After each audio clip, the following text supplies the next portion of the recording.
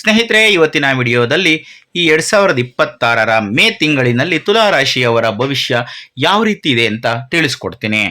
ತುಲಾ ರಾಶಿಯವರಿಗೆ ಮೇ 2026ರ ಈ ಮಾಸವು ಭಾಗ್ಯೋದಯವನ್ನ, ಅದೇ ಸಮಯದಲ್ಲಿ ಕೆಲವು ಆಕಸ್ಮಿಕ ಬದಲಾವಣೆಗಳನ್ನು ಏಕಕಾಲದಲ್ಲಿ ನೀಡುತ್ತೆ. ಯೋಗಕಾರಕನಾದಂತಹ ಶನಿ 6ನೇ ಮನೆಯಲ್ಲಿ, ಅಂದರೆ ರೋಗ ಮತ್ತು ಶತ್ರುವಿನ ಸ್ಥಾನವಾಗಿರುತ್ತೆ. 6ನೇ ಮನೆಯಲ್ಲಿ ಸ್ಥಿರವಾಗಿದ್ದುಕೊಂಡು ನಿಮ್ಮ ಶತ್ರುಗಳ ಸಂಚುಗಳನ್ನು ವಿಫಲಗೊಳಿಸ್ತಾನೆ.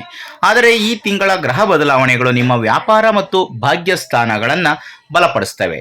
ಮೇ 11ರಂದು ದ್ವಿತೀಯ ಮತ್ತು ಸಪ್ತಮಾಧಿಪತಿಯಾದಂತಹ ಕುಜನು 7ನೇ ಮನೆಯಲ್ಲಿ, ಅಂದರೆ ಸ್ವಕ್ಷೇತ್ರದಲ್ಲಿ ಇರ್ತಾನೆ. ಮತ್ತು ಮೇ 14ರಂದು ನಿಮ್ಮ ಲಗ್ನಾಧಿಪತಿಯಾದಂತಹ ಶುಕ್ರನು ಭಾಗ್ಯಸ್ಥಾನವಾದ 9ನೇ ಮನೆಯಾದಂತಹ ಮಿಥುನ ರಾಶಿಗೆ ಪ್ರವೇಶವನ್ನು ಮಾಡ್ತಾನೆ. ಇದು ನಿಮಗೆ ಸಮಾಜದಲ್ಲಿ ದೊಡ್ಡ ಕೀರ್ತಿಯನ್ನು ಮತ್ತು ಹಣವನ್ನು ತಂದುಕೊಡುತ್ತೆ. ಮೇ 15ರ ನಂತರ ಅಷ್ಟಮ ಸ್ಥಾನದ ಪ್ರಭಾವದಿಂದ ಸ್ವಲ್ಪ ಎಚ್ಚರಿಕೆಯನ್ನು ನೀವು ತಗೋಬೇಕಾಗುತ್ತೆ. ಸ್ನೇಹಿತರೆ, ಈಗ ವೃತ್ತಿ ಮತ್ತು ಉದ್ಯೋಗ ಯಾವ ರೀತಿ ಇದೆ ಅಂತ ನೋಡೋಣ. ಅದಕ್ಕಿಂತ ಮೊದಲು ನೀವೇನಾದರೂ ನಮ್ಮ ಚಾನಲ್ಗೆ ಇನ್ನೂ ಹೊಸಬ್ರಾಗಿದ್ದರೆ ದಯವಿಟ್ಟು ಈ ಕೂಡಲೇ ಸಬ್ಸ್ಕ್ರೈಬ್ ಮಾಡ್ಕೊಳ್ಳಿ. ಹಾಗೆ ಈ ವಿಡಿಯೋನ ಎಲ್ಲೂ ಸ್ಕಿಪ್ ಮಾಡದೆ ಕೊನೆವರೆಗೂ ನೋಡಿ. 6ನೇ ಮನೆಯಲ್ಲಿ ಯೋಗಕಾರಕನಾದಂತಹ ಶನಿ ಇರುವುದರಿಂದ ಕಚೇರಿಯಲ್ಲಿ ನಿಮ್ಮ ಸಾಮರ್ಥ್ಯ ಏನೆಂದು ತೋರಿಸುವಂತಹ ಸಮಯ ಇದು. ತಿಂಗಳ ಪ್ರಥಮಾರ್ಧದಲ್ಲಿ ಲಾಭಾಧಿಪತಿಯಾದಂತಹ ಸೂರ್ಯನು 7ನೇ ಮನೆಯಲ್ಲಿ ಉಚ್ಚ ಸ್ಥಿತಿಯಲ್ಲಿ ಇರುವುದು ಮತ್ತು ಅದು ನೇರವಾಗಿ ಲಗ್ನವನ್ನು ನೋಡುವುದರಿಂದ ಕಚೇರಿಯಲ್ಲಿ ನಿಮ್ಮ ನಾಯಕತ್ವ ಗುಣಗಳಿಗೆ ಉತ್ತಮವಾದಂತಹ ಮನ್ನಣೆ ದೊರೆಯುತ್ತೆ.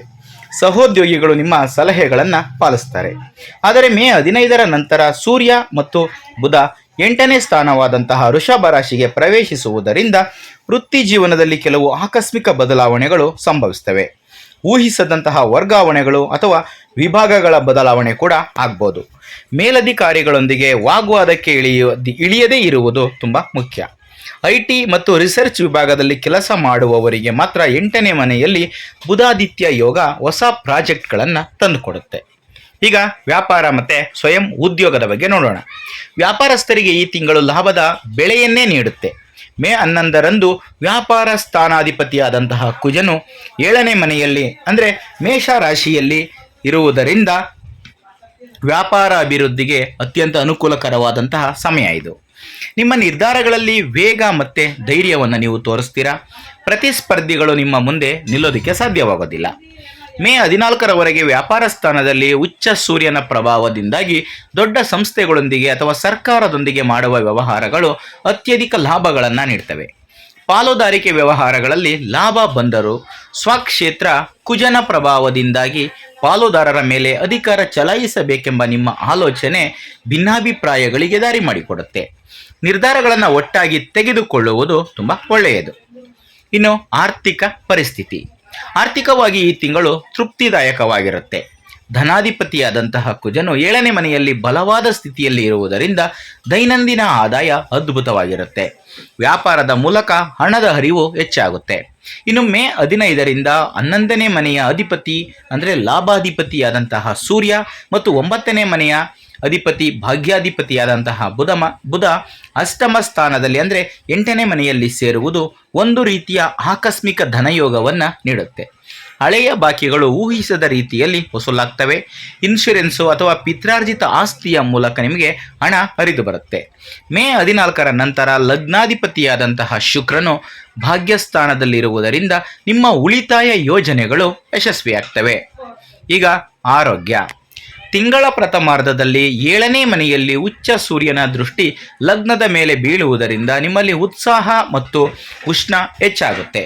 ಮೇ 15ರ ನಂತರ ಸೂರ್ಯ ಮತ್ತು ಬುಧ 8ನೇ ಮನೆಗೆ ಪ್ರವೇಶಿಸುವುದರಿಂದ ಆರೋಗ್ಯದ ವಿಚಾರದಲ್ಲಿ ಕೆಲವು ಜಾಗ್ರತೆಗಳನ್ನು ವಹಿಸಬೇಕು. ಅಷ್ಟಮದಲ್ಲಿ ಸೂರ್ಯನಿಂದ ಕಣ್ಣುರಿ, ಆಯಾಸ ಮತ್ತು ಹೊಟ್ಟೆಗೆ ಸಂಬಂಧಿಸಿದ ಸಮಸ್ಯೆಗಳು ಉದ್ಭವಿಸಬಹುದು. ಆದರೆ ಮೇ 14ರಂದು ಲಗ್ನಾಧಿಪತಿಯಾದಂತಹ ಶುಕ್ರನು ಅತ್ಯಂತ ಶುಭದಾಯಕವಾದಂತಹ 9ನೇ ಮನೆಗೆ ಹೋಗುವುದು ನಿಮಗೆ ಬಲವಾದಂತಹ ಶ್ರೀರಕ್ಷೆ ಇದ್ದಂತೆ.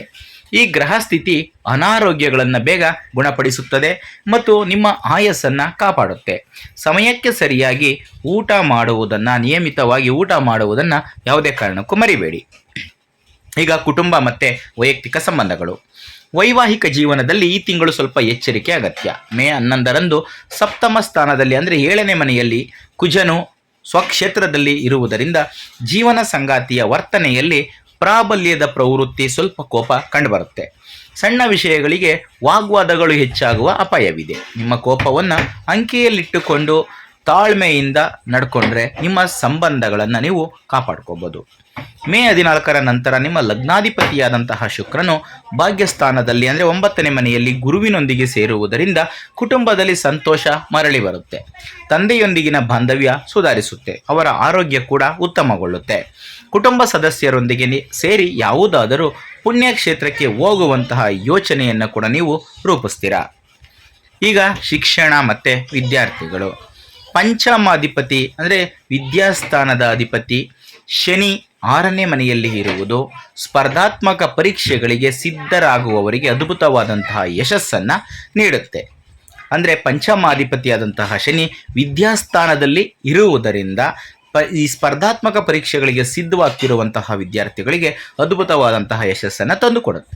ಕಷ್ಟಪಟ್ಟು ಓದಿದವರಿಗೆ ಸರ್ಕಾರಿ ಉದ್ಯೋಗಗಳು ಸಿಗುವಂತಹ ಅವಕಾಶಗಳು ಹೆಚ್ಚಾಗಿವೆ.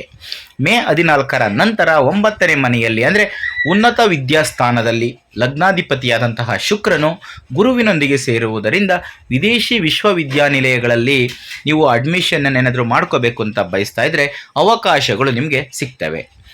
ಸ್ನೇಹಿತರೆ, ಈಗ ಕೆಲವೊಂದಷ್ಟು ಜ್ಯೋತಿಷ್ಯ ಪರಿಹಾರಗಳನ್ನು ತಿಳಿಸ್ಕೊಡ್ತೀನಿ. ಸಪ್ತಮ ಸ್ಥಾನದಲ್ಲಿ ಕುಜನಿಂದ ಬರುವ ವೈವಾಹಿಕ ವಿವಾದಗಳನ್ನು ನಿವಾರಿಸಿಕೊಂಡು 8ನೇ ಮನೆಯಲ್ಲಿರುವ ಗ್ರಹಗಳಿಂದ ಬರುವ ಆರೋಗ್ಯ ಸಮಸ್ಯೆಗಳನ್ನು ಕಡಿಮೆ ಮಾಡಲು ನೀವು ಈ ಪರಿಹಾರ ಕ್ರಮಗಳನ್ನು ಪಾಲಿಸ್ಬೋದು. ಮೊದಲಿಗೆ ಶ್ರೀ ಮಹಾಲಕ್ಷ್ಮಿ ಆರಾಧನೆ. ಲಗ್ನಾಧಿಪತಿಯಾದಂತಹ ಶುಕ್ರನ ಅನುಗ್ರಹವನ್ನು ಸಂಪೂರ್ಣವಾಗಿ ಪಡೆಯಲು ಪ್ರತಿ ಶುಕ್ರವಾರ ಮಹಾಲಕ್ಷ್ಮಿ ಅಷ್ಟಕವನ್ನು ಪಠಿಸಿ. ಇದು ನಿಮ್ಮ ಅದೃಷ್ಟವನ್ನು ಮತ್ತು ಆರ್ಥಿಕ ಬಲವನ್ನು ದ್ವಿಗುಣಗೊಳಿಸುತ್ತದೆ. ಎರಡನೇದಾಗಿ ಸೂರ್ಯ ನಮಸ್ಕಾರ.